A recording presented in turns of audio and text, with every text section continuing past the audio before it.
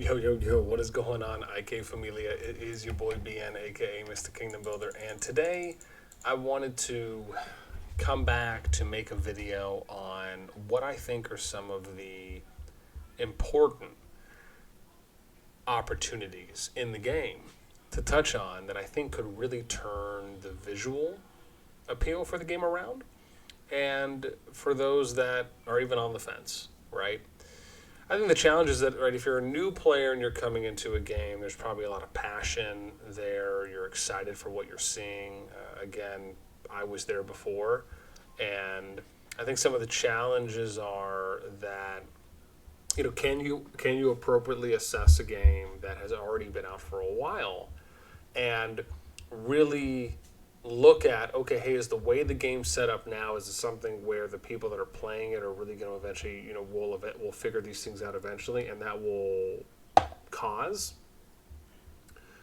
them to feel the exact same way? Or is it something where, you know what, yeah, the game is kind of still at this 50-50 point, but it's not, something that is god-awful. And I look at IK in the sense of where there are things that any game could do, right, to turn around its image, the way that the game is looking at going forward and progressing. And, if you look at some of the big ticket items right now, you would say some of the big things is KVK with the thermal tower placement on passes and just blocking in general. That is making the just KVK experience unenjoyable, on top of the fact that they open up all Zone 1 gates before they open up the Zone 2, the Zone 3, or if you just want to consider it, depending on how you view it, you could say Zone 4, 5, 6, right? But for respectively, it's probably easier just to go off of Zone 1's you're starting, and then you have Zone 2 and Zone 3. So, if they made it to where the gates opened for Zone 2 first, and then for Zone 3, and then you opened up adjacent gates in Zone 2, and then adjacent gates in Zone 1, it would be better. Because then you have players, and this isn't just me saying it'll be better. I know it would be better. This is something that a lot of players have asked for, that we touched on the moment we found out that KVK was being introduced in this way.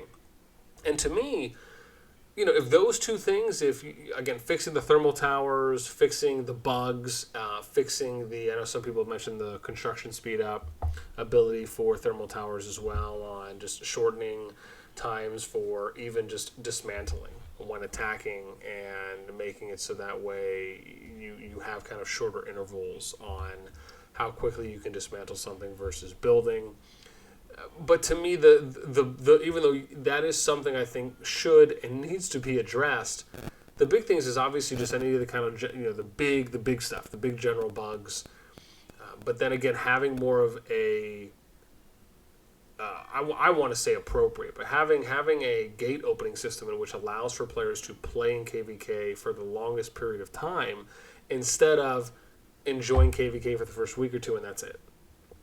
And to me, that's not really what would be considered a great experience, especially for new players that are coming in, when they just have their entire territory and zone taken over before Zone 2 opens. That's just not fun for anyone. Right? Maybe for the bullies or for the people that are just have the advantages, but not for what it could be. And that to me is probably the big number one. And then you have kind of the sub 1 points there that go into KVK. And then I would say other areas that I look at for, what do I think really could turn the tide for the game? I'll give you a few of what I think are really important standouts. For me, I think being able to, and I've actually written on these things for feedback rounds before, and these are things that I think are really important. And what I will say is being able to send quality King's mails, right, Kingdom mails, not the way that they're being sent now. Because if you look at the way they're being sent now, which I can't actually see anything because I'm a brand new account. But the way that they come across is very similar to this, right? It's the only difference is that you don't get a subject line when you're sending a king mail. And I think we can actually maybe even briefly take a look at what I'm talking about here. If I just zoom out and we go bam, boom, I probably could have done it the other way too. But, oh no, let's not do that, mate. All right, lovely. So if I click here and we go to check. Oops, hang on, no, that wasn't it. Oh, brand new kingdom, so I don't know if I can't see it, cool. So if I go here and I go to kingdom declaration, this is how you write it. If they had this set up where you did it and you wrote it as an alliance mail, or as you would write an alliance mail, where you have your subject line, you have, I think it's 800 characters, though really this should be increased to 1,000 characters, if not 2,000, in my opinion. So having a better visually looking King's Mail, I think, is an effortless number 2.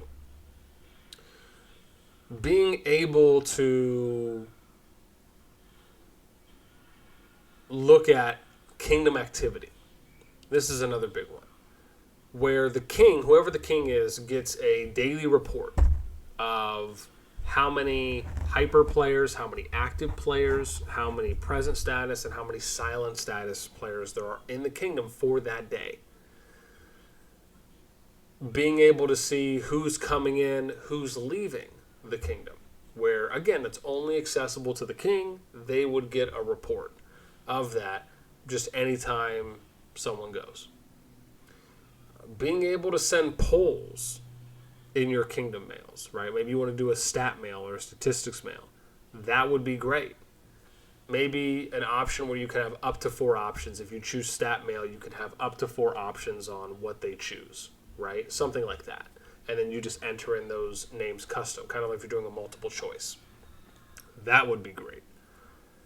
Doing these types of things where you are creating an environment where, and this is just to name a few, where this is the thing, you're playing a kingdom builder, right? You're not playing I'm just going to war and PvP and fight everyone and I'm just going to hang out by myself and progress builder. You're playing a kingdom builder. You, by default, as a player, are in a kingdom with other players. Your day-to-day experience, your quality of life, is by far the most important aspect of what is going to keep you playing or not. And that, to me, is one of the biggest areas that any and all kingdom builders I've ever seen have just yet to hit on. They've yet to really make that connection on how it can bolster the engagement for their games in so many more ways than they may or may not even think of or have thought of. And so to me, if iCadis does a couple of these things, man, I could easily see them turning the tables. And again, I can provide more, but these to me would be my big ones that I think really could impact the game in a lot of ways from just a few either additions or changes here and there. And I'm sure there's probably maybe some other big ones I'm not thinking or I forgot about, but those to me are the big ones. And if those were to happen, oh man, dude, I would immediately reinvest. I would be so passionate and so happy and so excited about coming back and then seeing other things there. I guess if I had to add kind of a bonus one, the only other thing I would say is that every immortal has to be accessible. Every immortal has to be accessible to free-to-play in some way, shape, or form. They have to be able to acquire every single immortal. Nothing can be paywall gated.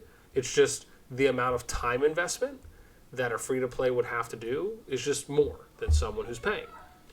But you shouldn't deny access to something, right? The whole idea of being a free-to-play is that you're putting in more time than someone who's spending. Or someone who's spending is unable to put in as much time as other players, so they're spending to get ahead. It doesn't mean that spending should never be something that takes you to a place that is beyond where the average player can go. It should always be done in a way where it lets you get ahead sooner, quicker, than the average player. But it should never be something that puts you into a category that people who don't spend money can never reach. I am not a fan of that. I don't believe in that, because that to me is not how you build a healthy and engaging community. It's just, I just don't know if I've really ever seen a game that has done it that way before, and it has really sold it in that way. So I think that to me would be one of the next big things, and then really just adding in enough events and enough things to do where, you know, you can, if somebody wants to come on and literally play 10, 12, 14, 16 hours straight because there's enough content for them to do every day, then that's really what it should be, right? Reward the people that are grinding. You know, do a loyalty thing where people log in. If they log in straight every day, right? They it's kind of like if you're doing like a season pass type system, kind of like how you do it for the, oh gosh, what's it called now? I'm totally forgetting. It's the market. Golden Path, right? Kind of how you do Golden Path, except you do it based on days logged in, right? That's something cool. And I mean, again, you can find creative ways to kind of breed that loyalty and that engagement within the game to keep people coming and logging back in. Sometimes you just have to have a creative outside of the box approach. So again, these are my big things, and I would love to hear what you all think. Again, these are just mine based on what I think is really important right now. That doesn't mean that nothing else is important. It doesn't mean that other things shouldn't be addressed, but these are the big immediate ones for me that I think would be such game changers for IK and could really immediately get it back on track. And I think you also would see a lot of other people come back to the game that have left, whether it's spenders or non-spenders, people I know. And to me, these are things that I really believe the game should take a chance on. And I can say this from someone I feel confident in saying for myself, because I've spent a lot of time educating myself on kingdom builders. I've played in I've been in hundreds of kingdoms. I've researched hundreds of kingdoms. I've played in a lot of kingdoms, not as many as that. But because of that, I feel as though I have found myself in a very unique position, because I love to study, I love to research, I love to learn and see how other kingdoms progress. I like seeing their trends. I like seeing what they're doing, what are the pros and cons. That is fun for me. And because I've taken time to educate myself, I can see the trends for what they are in an objective way. And so I hope that if anything, for those of you watching, this is something that, you know, again, maybe you agree with, maybe you don't. I'd love to hear in the comments down below. Maybe if you have other ideas. And again, I'm talking big, impactful things that could really revitalize the game, that could resurge the game, and even bring people back that have left.